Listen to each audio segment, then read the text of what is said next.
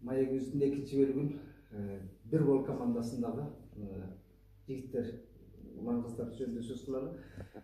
Мындай идиректүү чет өлкөлөрдө ийгилик жаратып келген, Кыргызстанда бир топ төбөсү көрүнүп калган жаштарды ийге келтириштин өзү канчалык кыйынчылыкка турду экен. Себеби андай жаштар мамлекеттик кызматка кадр кылып тартканга дагы моюн бербей турушпайбы? Ошондой келишкен да. Анан кантип ошолор сенин ийиңе келип берди, команда болуп тилектештикти кантип чыңдай алдыңар?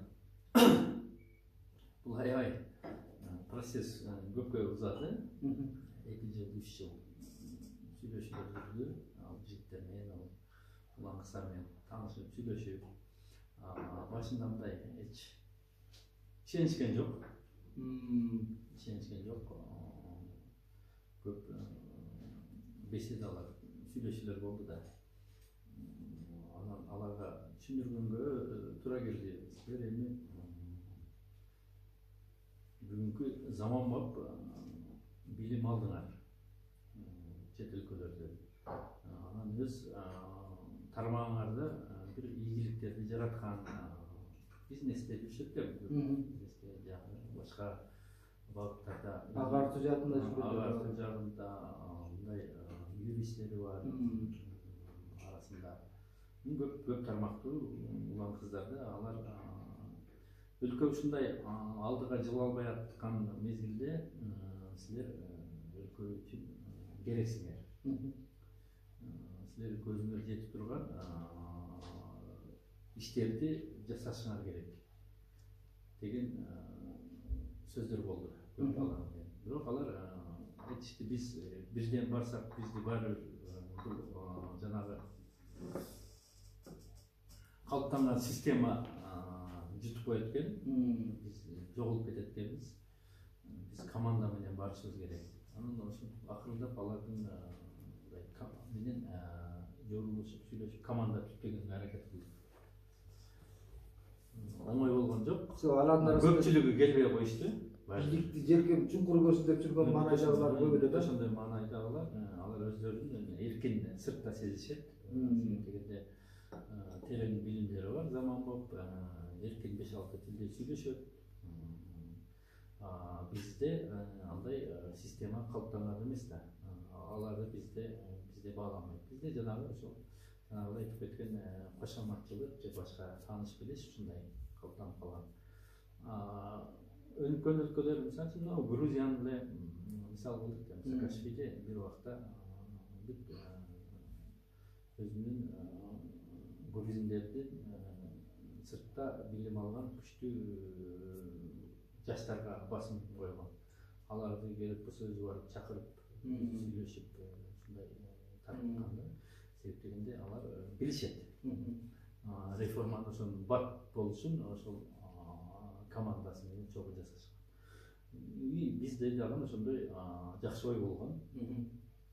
Ошондой уул кыздарды жыйнадык.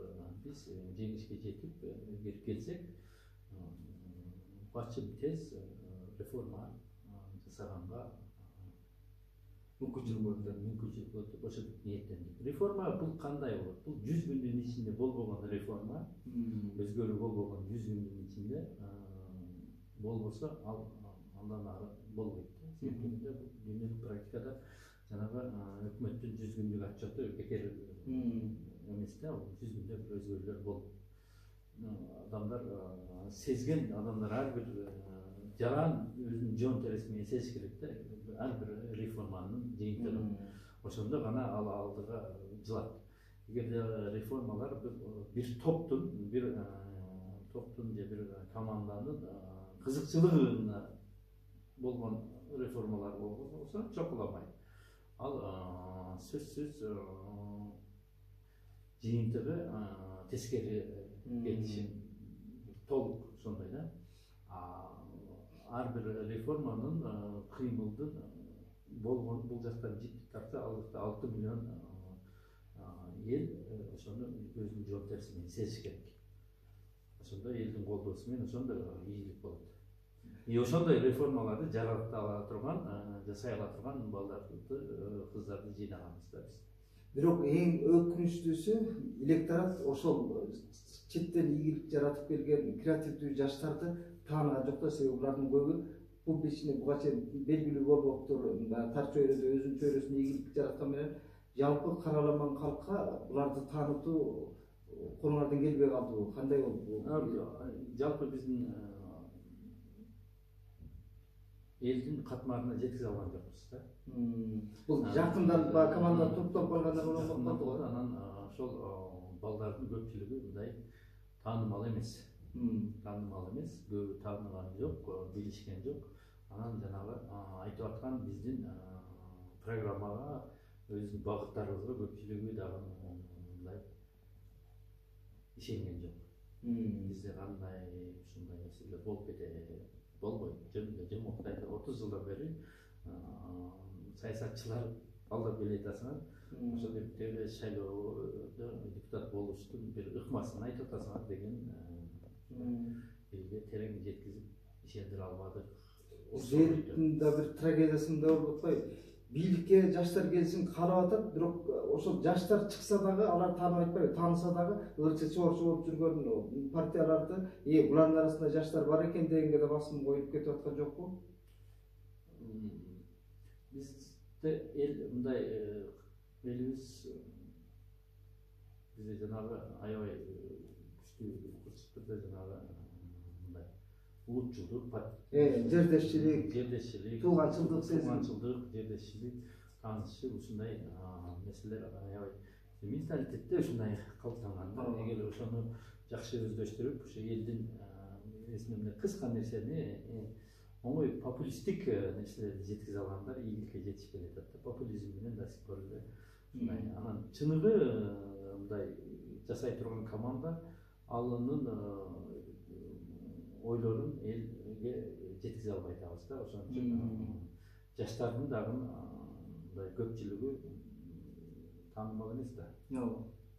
Биздин жаштардын ийгилиги жетишпей калганы ушундай болуп атат да. Мисалы үчүн жаштар келсин, жаңы лицолор келсин деген сөз дайым айтылат. Эгер жалаң жаштар, жалаң ошондой жаңы адамдар команда түзсө, алар өтпөй калып атпайбы? Айтат, ким бар экен арасында? Буларды эч ким тааныбайт го. Булар өтпөйт деп сразу анализ коюшат. Кайра эле. Ошондой топтун жаштарды сүрөмөлөгөн авангарддык топ да болбой атат да, интереңесе деп айтайын, мындай даректүүчү. Себеби ошолорду сүрөмөлөп турган дагы, күлүктү алдыга сүрөгөн дагы бир партиядан сырткары дагы бир катмар болуш керек да, коомдук катмар. Ошол да чабалдык кылып атканы жокпу бизде? Менин оюмча мындай болуш керек да, бийликчил партия, ал атим ресурсу бар, каржысы бар, башкасы бар да. Ошол бийликчил партия именно ушундай жалаң таза жаш заманбап билимдүүлөрдү ошолор алып келиш керек да. Эми элестетиңиз, мен түзгөн команданы, биз түзгөн команданы ошондой балдарды президент Жээнбеков кайрылып келгиле балдар. Келечек ошол билимдүү жаштардын колунда. Заманбап билимдикке жалаң ошондойлорду мисалы үчүн тартып туруп тизип командага алып келсе, акча сакташтын да кереги жок. 65-ти жөн эле алып келип туруп реформаны жасагыла десе. Бирок бизге борборлук бийликкечи анындай жаштар ыңгайсыз да. Себеби биздин элди караң элди башкарган ыңгайлуу, анан жана баш ийкеп турган кошоматчыларга ыңгайлуу бийлик жетишпегендик биздин трагедия ушунда болуп атат да. Ошон үчүн улам революциялар болуп атат. Ушундан биз сабак алышыбыз керек да. Биз туура эмес жолдо кетип атканыбызды билбей калып атабыз. Эгерде элестетиңиз, биримдик партиясында жалаң ошондой билимдүү, заманбап ой жүгүрткөн, ийгиликти жараткан жаштар болгондо эмне болот эле? Бүгүн төңкөрүш болбойт эле. Алдыга жылыш болот эле. Теги экс-президент бүгүн азыр ушунчалык авторитет болуп төрдө отурмак. Ошону көрө албай атабызбы? Өткөндө парламенттик шайлоонун жыйынтыгынан көңүлдөр кайт болуп калган жокпу? Командалар мындай топташтай чачырап кетчү маана эмес жокпу? Азыр кандай? Жок, азыр эми жакшы. Биз андан ары дагы күчтөнгөнгө аракеттебиз. Көңүлдөр чөккөн жокпу? Көңүлдөр чөккөн жок. Себеп дегенде шайлоонун жыйынтыгын көрдүк да. Адилетсиз болгон. Адилетсиз болгон ал жерде ошол жанагы форма 2 адил ресурс жана акчанын күчү күч чоң болгонун баарыбыз көрдүк. Алар дагы ошол процесстин ичинде болушта тескерисинче аларда кайра дук пайда болду. Биз көп жыйт болуп келип ушул системаны оңдошубуз керек. Анан жанагы бөгөттөрдү алуунун дагы негизги себептеринин бири ушул. Мүмкүн болсо командагылардын мындай бейнеси жөнүндө да ачык кеп кылып аттарын атап ишмердиги жөнүндө да сөз кыла кеткен соң болот го дейм. Маселен Жоотар Сайдыркан, берки Рустам Акматбек, берки Айжан, Айжан Чыныбаева, ошолор жөнүндө Зарина, ошолор жөнүндө мындай элге чачыратып айтып бергенде жакшы болот эле да. Баягы лидердин мүнөздөмө бергени дагы ошол жаштарга шык берип, себеби биз эл ошолорду сүрөмөлөшүбүз керек да. Жаштарды бийликке келишин карасакчы, макул борбордук бийлик аларга көңүл бурбаптыр. Жоктон коомчулукка көңүл бурдурган бир сөз айтта турган өзүбүз да. Бир айлык шайлоо үгүт мезгилинде алар жөнүндө жакшы эле элге жеткизгенге аракет кылдык. Бирок мен бир нерсени байкадым. Элге мындай эмоциональный нерселерди кабыл алат экен да. Катуу критикалагандарды, катуу сүйлөгөндөрдү. Тиги балдарыбыз алар мындай билимдүү, анан аларда билими терең, анан алардын айткандары мындай жанагы катуу, алар критикалабайт, алар аргументтер менен мындай чечүүчү жолдорун айтат. Фактылар менен, цифралар менен боло турган нерсени жакшынакай кылып, жеткиликтүү айтканга алардын деңгээли жетет. Бирок аны эч ким уккусу келбейт экен да. Рудакин насихаты ушул да. Мындай дейт да, кемеңгерлер дейт. Дайыма босогодо турат дейт да. Түркөйлөр, көңдөйлөр бакылдап төрдө отургандачы алардын сөзүн айтпайт дейт да. Себеби биздин коомдо ушундай адабият, маданияттуу, илим билимдүү адамдар четке чыга берет да. Мындай адам табияты өзү ушундай экен да. Канчалык көкүрөгү көңдөй болсо, ошолор баркылдап алдыга чыгып бак сүйлөпчү. Биз ошондон улам жанагы сенин командаңдагыдай жаштар алдыга сүйлөп чыга албай атат го дейм. Бул бирок биз түз туура жолдо кетип атканыбызды биз толук билебиз. Биз ошол бойдон кете беребиз, элибиз баары бир жыйынтык кылат. Биз түз жолдо экенибизди эл түшүнөт, түшүнүп атат. Учурдагы Садыр Жапаровдун мындай жакшы жактарынан да, жаман жактарынан да баса белгилей турган мындай оркоюп көзгө көрүнгөн кемчилиги кайсы болуп атат? Ошондой эле убакта мындай мактоого аларлык кайсы иши бар? Эми Садыр Жапаров негизинен мактоого ала турган жагы бир чечкиндүү жагы бар. Бир нерсени чечет экен, мындай сразу чече алат. Экинчи ошондо тегереги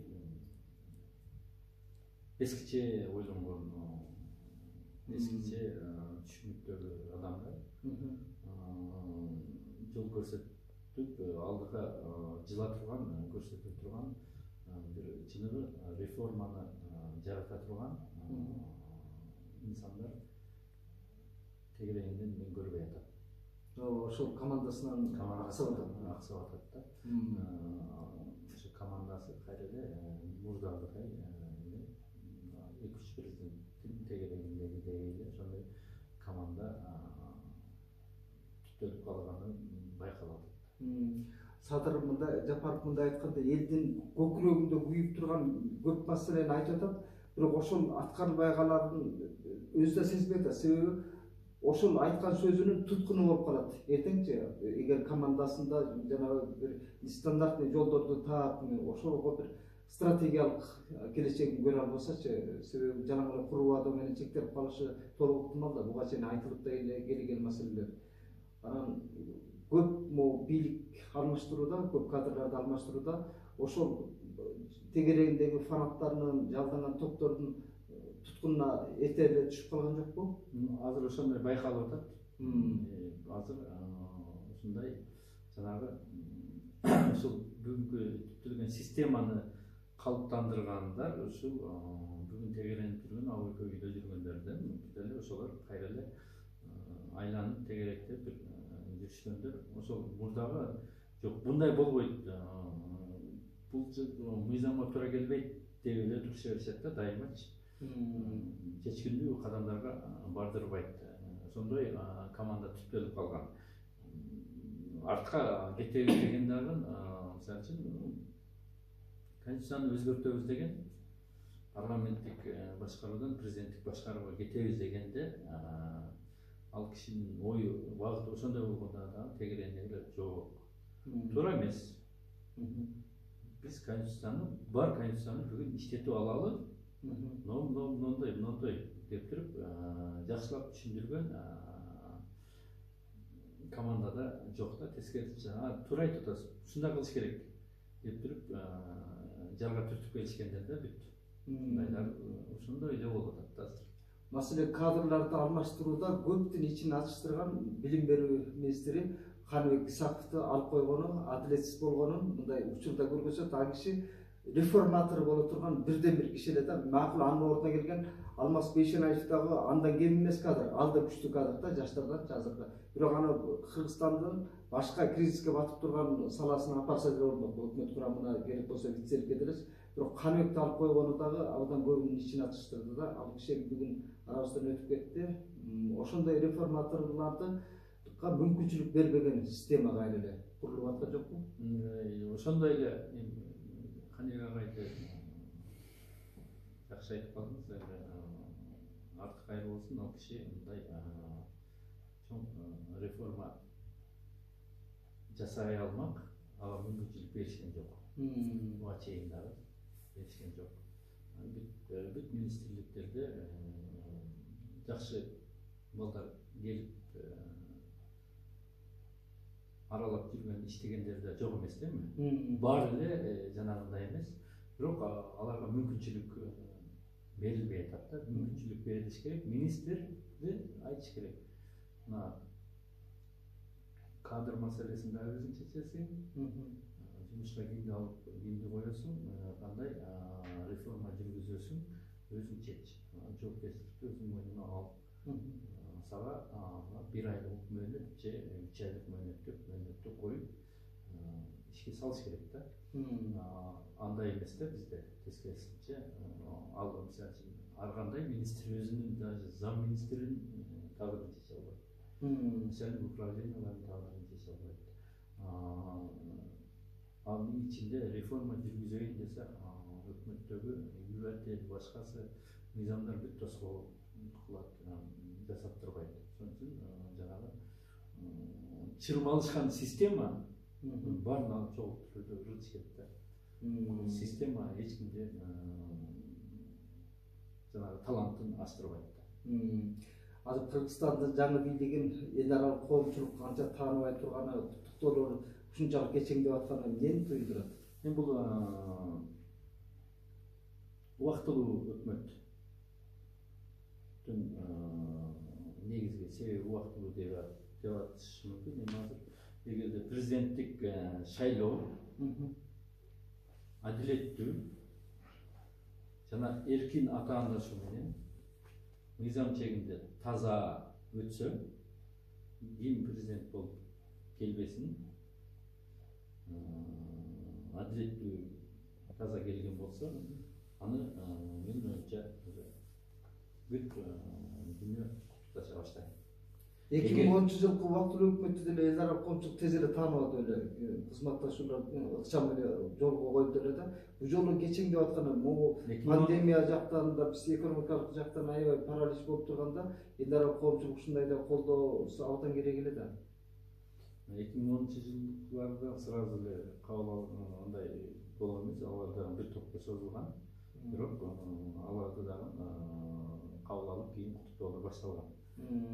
Бачым болгон эмес, жакшы эстесеңиз. Азыр деле ошондой болуп атат. Азыр көпчүлүгү менин оюмча ошо эртеңки президенттик шайлоодон көз каранды болот да көп нерсе. Эгер президенттик шайлообуз биз эл аралык жанагы наблюдательдердин байкоочулардын купулуна толуп мыйзам бузуулар анан жанагы негизги эркин атаандашы болуп мыйзам бузуулар аз болуп анан биздин бар бүгүнкү күндө иштеп аткан ошол шайлоо системасынын мыйзамдары туура иштеп анан татыктуу адам татыктуу мындай таза шайлоо менен келсе анда менин оюмча тааный башташат. Эгерде бурмаланып күч менен жанагындай коркутуу үркүтүүлөр менен басып алуулар менен болсо муну бүгүнкү көрүнүшүбүз уланат да. Шайлоодон кийинки ич чыгылыштар дагы бир топ созулуп кетиши мүмкүн. Макул кеп буга келети. Садыр Жапаров азыр региондорду кытырып эл менен жолугушууларды кылып атат. Анысы мындай да сынга кабылып атат. Тиги шайлоого үгүт ишин жүргүзүп атат, бул мамлекеттик ресурс колдонулуп атат деп. Же муну кадыресе эле мындай иш нормасы катары караган соңго же чын эле мамлекеттик ресурс колдонулуп атабы? Неме? Себеби башка талапкерлерде андай мүмкүнчүлүк жок да азыр эл менен жолугушууга. Эми азыр тапшырып берип кетти. Президенттикте тапшырып берип кетти. Азыр эми эл катарында калгандай эле кандидат болуп калды да. Үгүт иштери башталганда четтеп болуш керек кызматтан четтеп азыр анан эл катары өзү айтпадыбы, мен жөнөкөй жаран болуп шайлоого катышам депчи. Анан кечеги эл кыдырганы баргандары эми бир ай отурдум, элге бир келбедим деген дагы барбаса токондон болуп барды. Барбаса андай дагы сөз болушу мүмкүн эле да. Бул бир жагы, экинчи жагынан барып элди кыдырып келгенден кийин сөзсүз эми бир сынга калып атат. Жанагы өзүнүн мүмкүнчүлүгүн аша чабып пайдаланып атасың деген оппоненттер сөзсүз. Кандай болбосун сын айтылып барбаса дагы айтыла турган сын айтылат да. Ошон үчүн анан лучше мен барайын деп окшойт да. Бунусу деле туура. Жанагы акыркы билдирүүлөрдүн биринде айтпады, инвесторлор менен азыр кезекке туруп атат депчи. Ушунун канчалык чындыгы бар? Бул популисттик билдирүү эмеспи же чын эле инвесторлор ошентип жебеде эзилип келип биз бизнесин жүргүзөбүз, антебиз деп атабы? Бул менин оюмча инвесторлор эмес, ички отток капитал чыгып кетиши, тескерисинче көп болуп атат азыр. Чыгып кетет. Менин оюмча инвесторлордун келишине шарт түзүү аябай чоң иштер жасалыш керек. Ал деген кандай?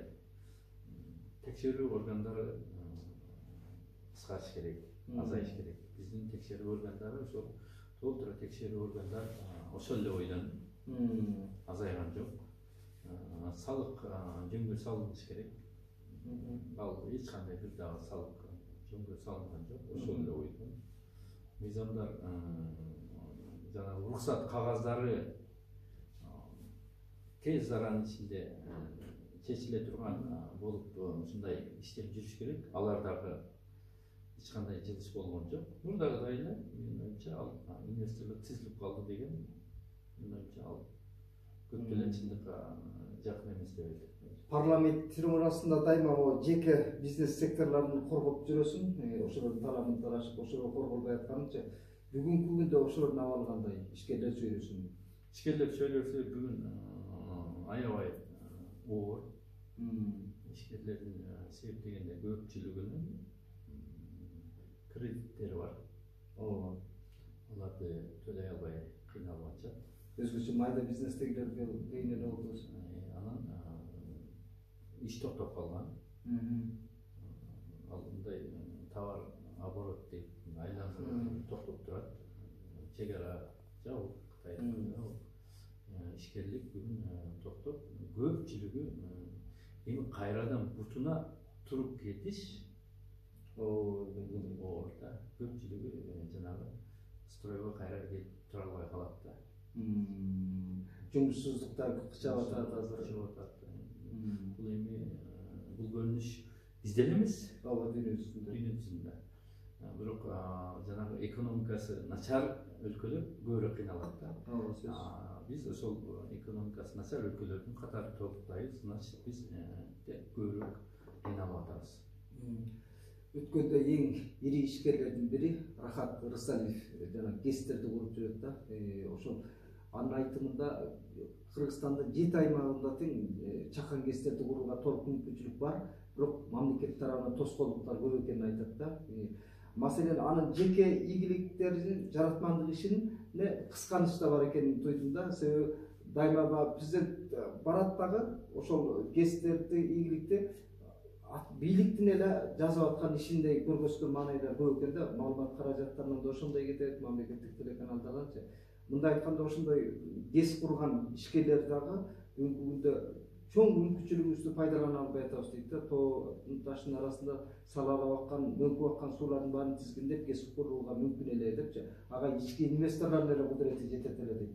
Буга кандай карайсың? Реалдуу чындыкпы? Кыргызстанда эмне көп, шаркырап аккан суу көп.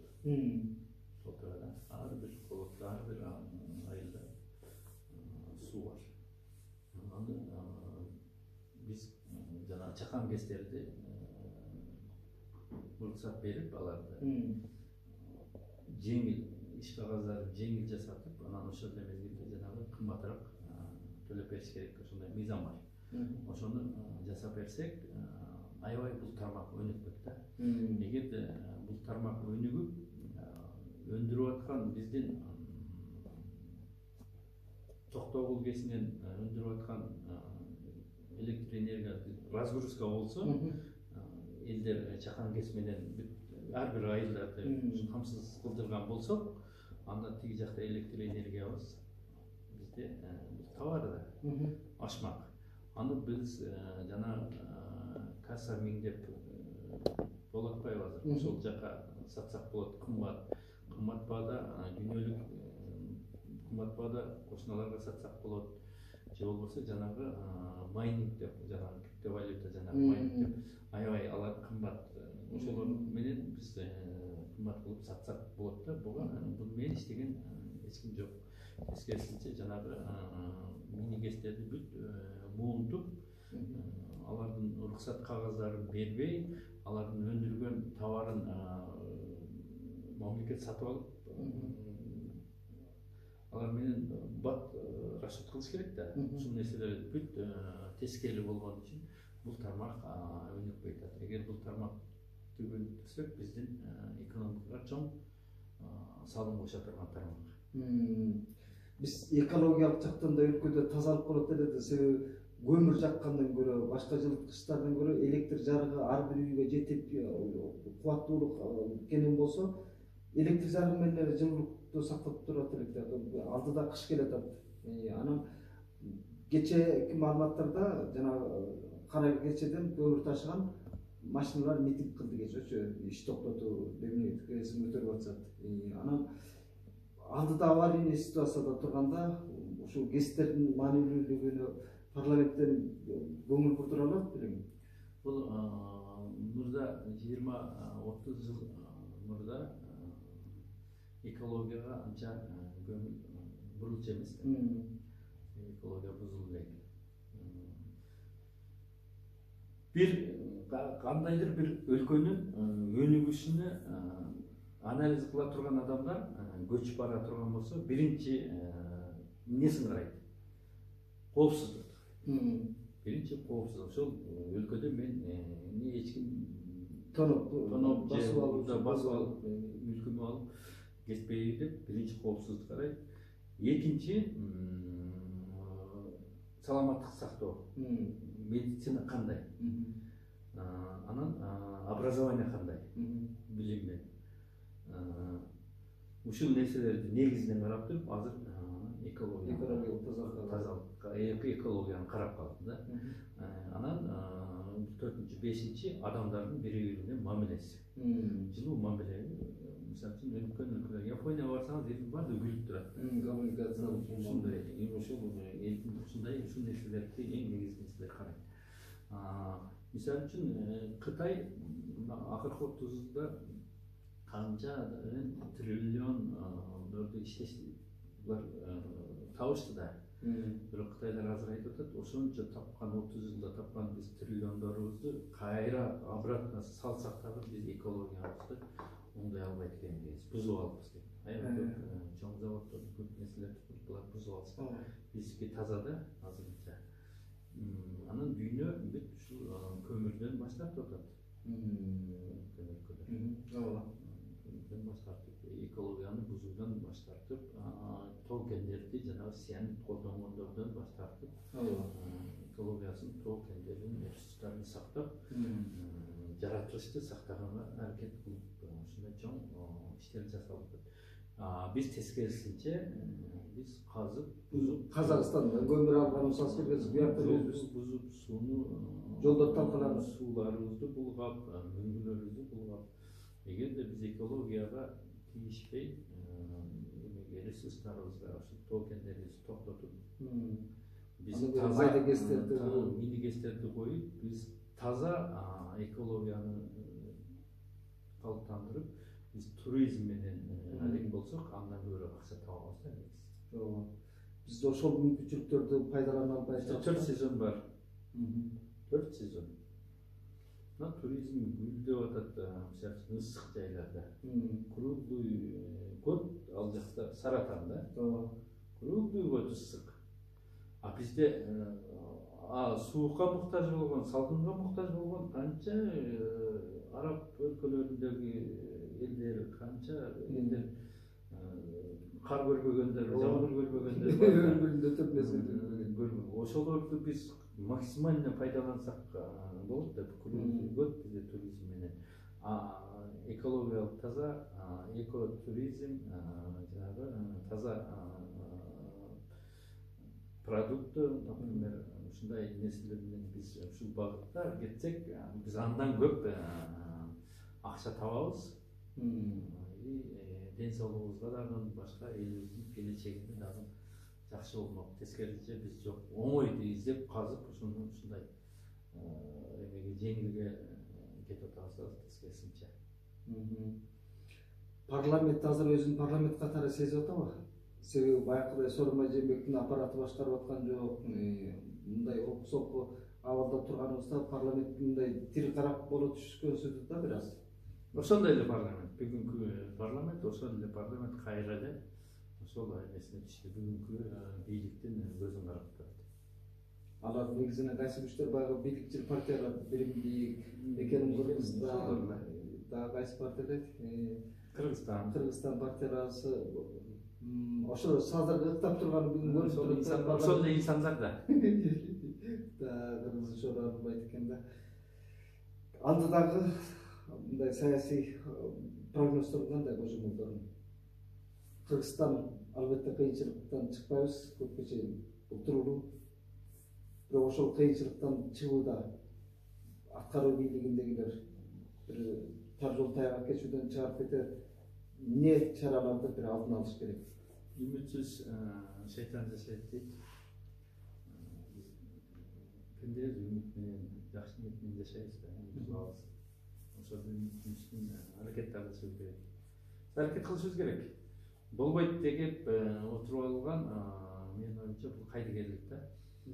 Кандай гана кырдаал, кандай гана оор кырдаал кризис болбосун, бул мүмкүнчүлүк да.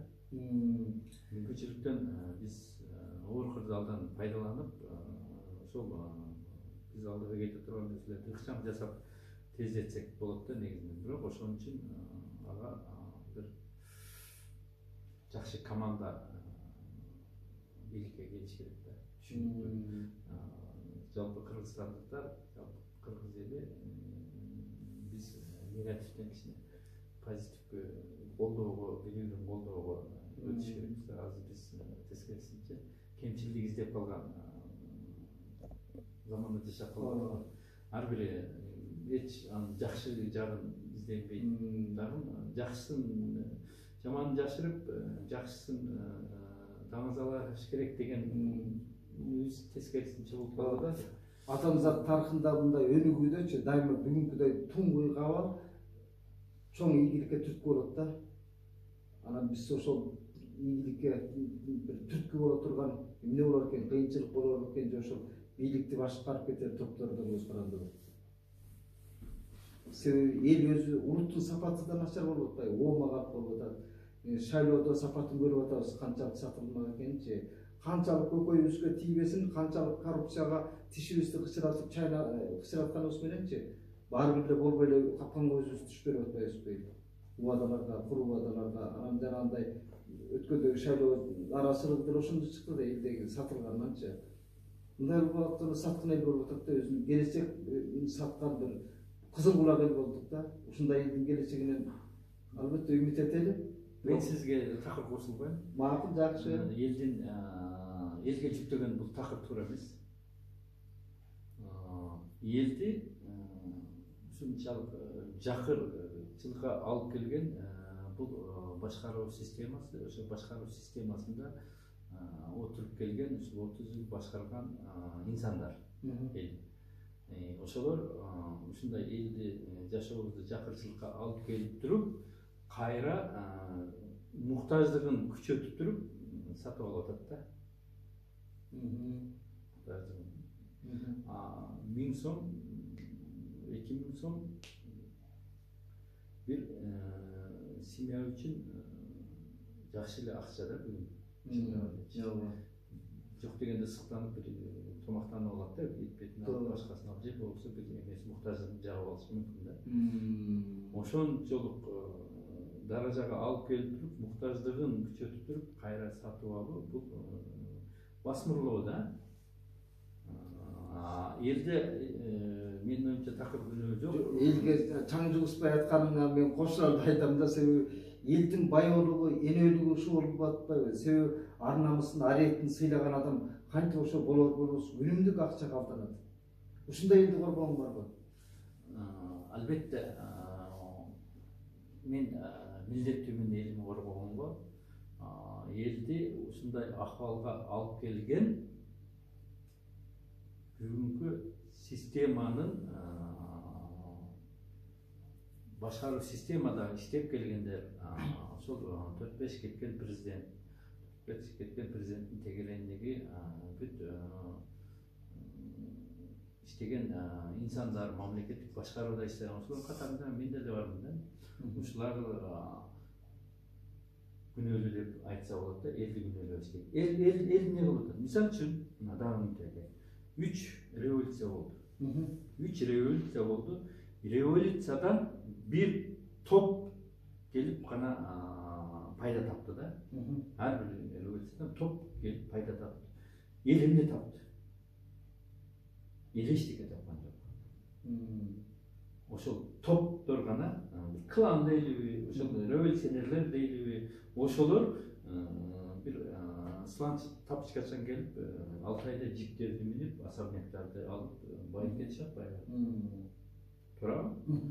Ар бир революция болсо, революциянын пайдасын эл көрүш керек да. Ал деген өзгөрүү болуш керек да. Жакшы жакка өзгөрүү болуш керек. Элдин жашоосуна жакшы өзгөрүү болуш керек. Ал ошол келген топ кандай мамлекет бүгүн ошон үчүн революция болду да. Ал мамлекет кандай болду ошону кабыл алды да, жоопкерчилик алды да. Ал жакшыртканга аракет кылыш керек. Жок, ал тескерисинче ошол эле системага отурат. 6 айда 1 жылда байыйт, жыргап май ошол эмеге түшүп алып атат да. Ошол майлуу бир эмеге түшүп алып атат. Эл карапайым эл кайра эле ошол жашоодо калып атат. Мына мисалы үчүн 9 жолу конституция өзгөрдү. Эмне үчүн өзгөрдү? Конституция баш мыйзам. Бул элдердин жашоосунун кепилдиги бул. Ал значит жакшы жакка өзгөрүш керек. Элдин жашоосунун жеңилдешине өзгөрүш керек. 9 жол өзгөргөндө элдин жашоосунун жеңилдешине карап өзгөрүш керек да негизи. А бизде тескерисинче ким бийликке келсе, ошонун булчуңу күчтөнүш үчүн өзгөрүп атат. Өзүнүн бийлигин күчтөнүш үчүн өзгөрүп келет. Ошол азыр дагы мына 10 жол өзгөрө турган болсо, мына бүгүнкү бийликтин күчтөнүш үчүн өзгөртүү барат. Туура бамдадым. Баш мыйзамдагы негизги талаш эле ошол саясатта жүргөн топтордун бийлик бутагын бөлүштүрүү менен чектелип калып атат да. Карапайым калктын мүддөсүнөн чыгып аткан жок ал талаптар. Эч кандай андай эл үчүн биздин баш мыйзамдардын өзгөртүүсү, ошол революциялардын болушу эч кандай бир пайда берген жок. Кыпындай. Октябрдагы бийлик алмашуу кай маанайдан карайсың? Жакшы жагынанбы, жаман жагынанбы? Жакшы болду, жаман болду дегиле. Туура болду. Эгер болбогондо ошондой эле көрүнүш болот эле. Туура эле болду. Бирок ал өзгөргөндөн кийин төңкөрүшпү дейбизби, чоң элдик толкундоо дейбиз болгондон кийинки жоопкерчиликти алган команда элдин жашоосун жакшыртканга бир шаг кадам болсо дагы алдыга карап жылыш керек да. Тескерисинче азыр кандай деп атышат? Азыркы келген команда конституцияны өзгөртсөк, жашоо өзгөрүп кетет деп атат. Конституцияны ал өзгөртсө, ал өздөрүнүн булчуңун күчтөнүп, өздөрүнүн кызыкчылыгы гана болгон атканы көрүнүп эле турбайбы? Ушул жерде кыргыз саясатчыларынын мүнөзүн аныктаган бир индустриал жомон кыска айтып берем да, жарганат жөнүндө.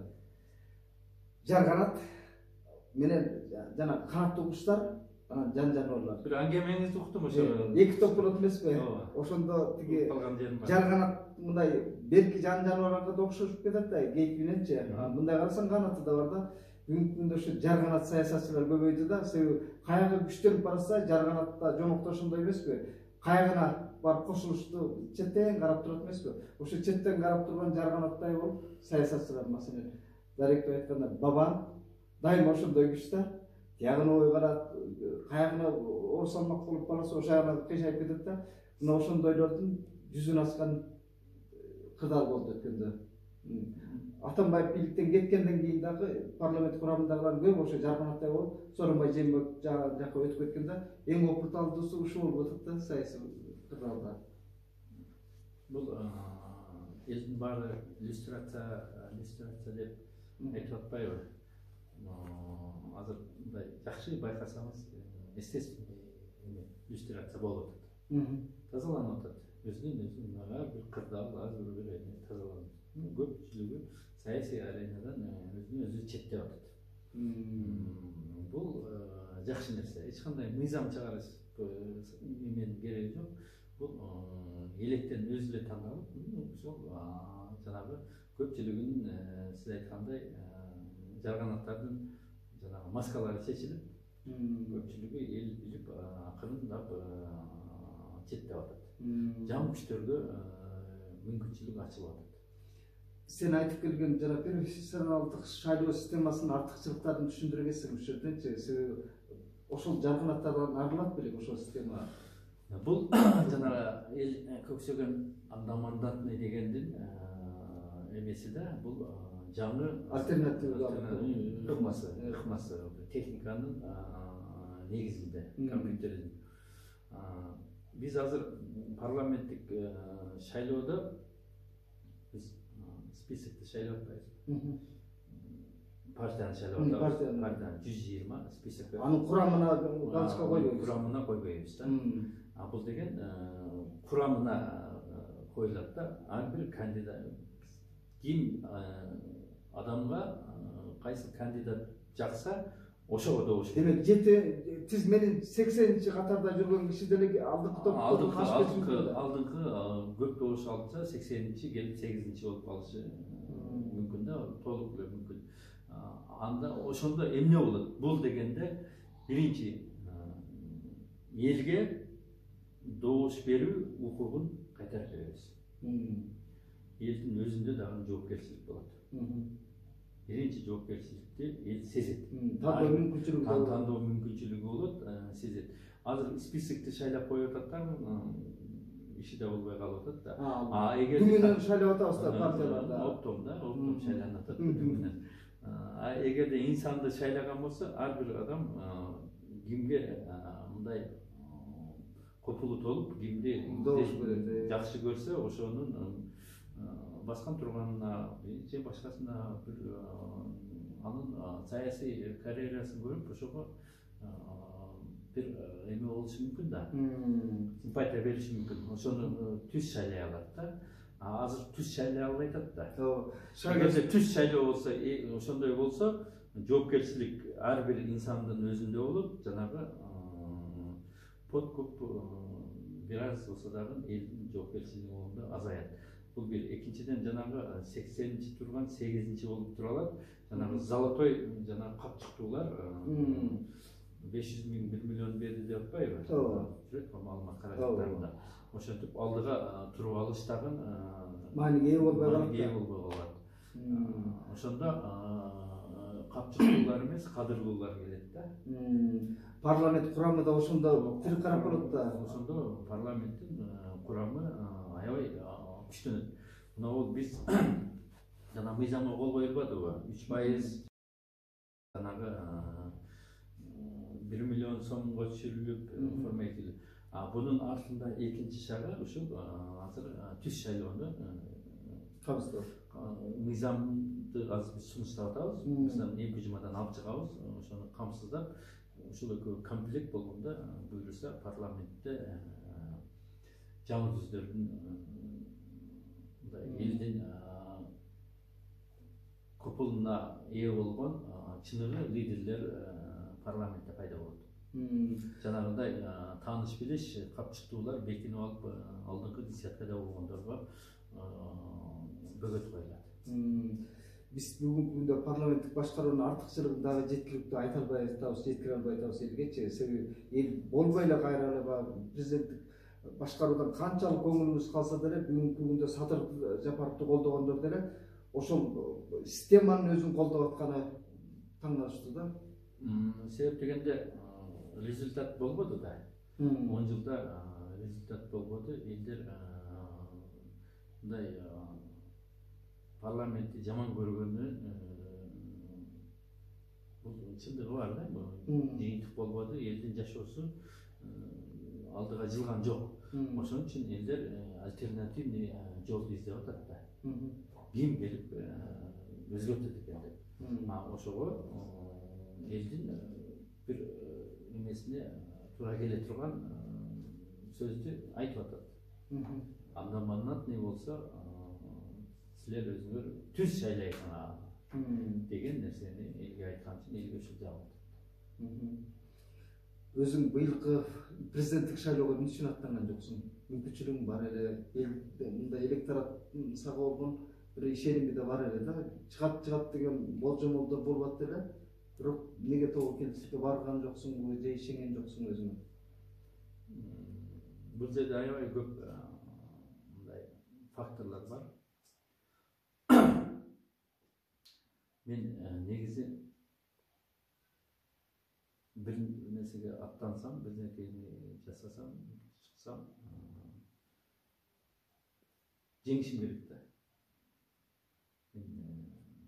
Жеңилген мен үчүн эмес да алчы. Мен карасам жеңип чыгышын мындай ишеничсиз болду.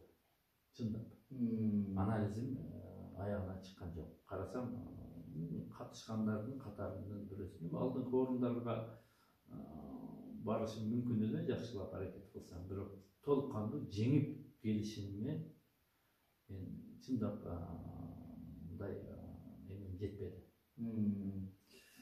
Анда жеңилишиңи билип туруп чабуулга чыгыштын кажети жок.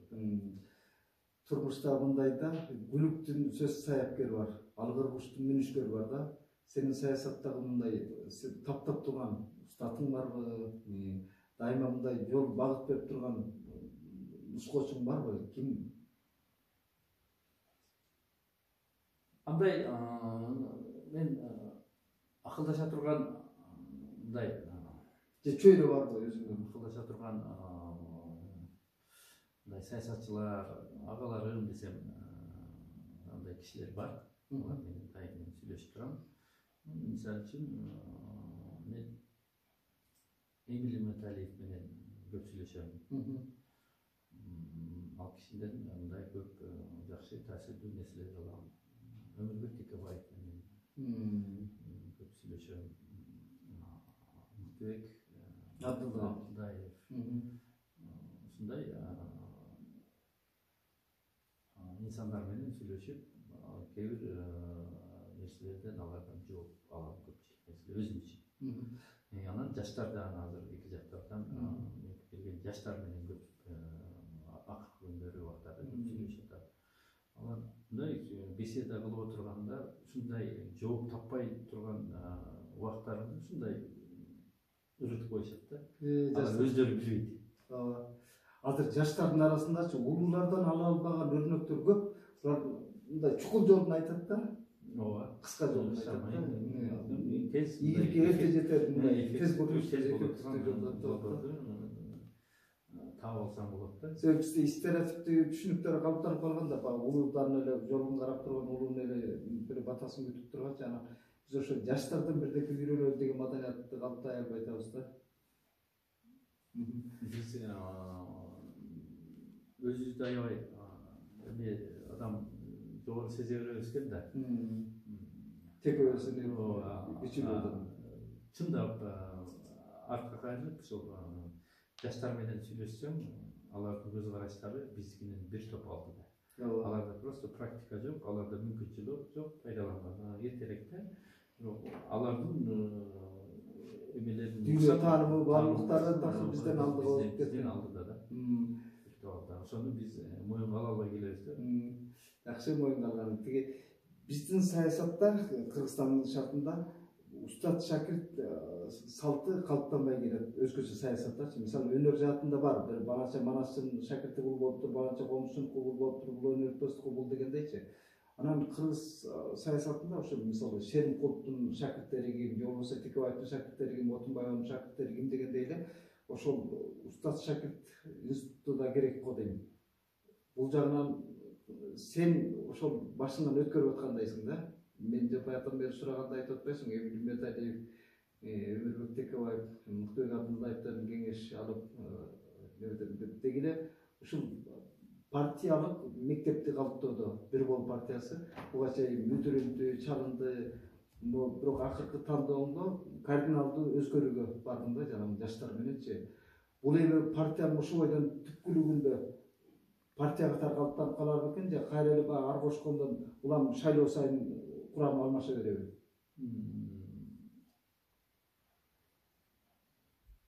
Биз дайым күчтөнгөнгө аракет кылабыз.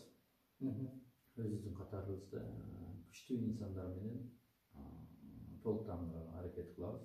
Баалуулуктарыбыз туш келген, баалуулуктарыбыз. Күчтүү инсандардын деген бул кимдер? Реформаторлор. Реформатор дегендер булар өзгөртүүнү жасай алгандар. Чоң бурулуштарды. Биз өлкө чоң бурулушка муктаж. Биздин кетип аткан багытыбыз, биздин курсубуз туура эмес кетип атабыз. Биз туура жолго түшүш түшүш үчүн ошондой инсандарга муктажбыз. Мен ошондой инсандарды изөөдөмүн. Катарыма толуктаганга мен аракет кылып атам. Катарыбыз толуктанып атат. Дагы деле издөбүз. Ошон үчүн бизде өзүбүздүн ишибизде дагы таң кала турган өзгөрүүлөр болушу мүмкүн. Болсун, өткөндө шайлоо өнөктүгүндө бир бол партиясы менен чыгармачылык интернет саны чогултуп бир маңдай тескей суроо жооп кылбадыкпы? Ошондо Сулайман Кайыпов айтты да, кыргыз саясатында Текебаев менен Алтынбек Сулайманга баары кол беришибиз керек. Себеби команда топтоодо жаңы багыт алууда бир улуттук кыял жаратууга ушул эки лидер жарап берди депчи. Анан эми ошол ишенимди актоого ийгилик каалайм. Бүгүн Рахмат. Убактыңды берип маек бергениңе да жакшы ыраазычылык айтам. Мындан ары дагы буюрса кол үзүшпөйбүз. Адабият жаатында дагы өнөктөштүгүбүздү уланта беребиз. Алдыда 12 декабрь кыргыз адабиятынын күнү деп жүрөбүз, бирок бул куру датага айланып калды да. Анан сен экөөбүз оодарышканда эгер 12 декабрда кыргыз адабияты үчүн бир майрамдык маанай түзүп берсек, кандай ошол жанагы кепке жыйынтыгын ошо менен жыйынтыктайлы. Себеби буга чейин мен 3 адабий конкурс өткөм. Ошонун жеңүүчүлөрүнө ошондой эле биз буга чейинки жеңүүчүлөрдү жеңүүчүдөн эмес, биз дайыма ачык тандайбыз да, онлайн аркылуу, түз эфир аркылуу жеңүүчүлөр аныкталган. Өткөндө эми биз тек гана ошол сыйлыктарын тапшырууда мен суранам анда. Жардам беребиз. Жакшы анда. Жардам беребиз. Сөз.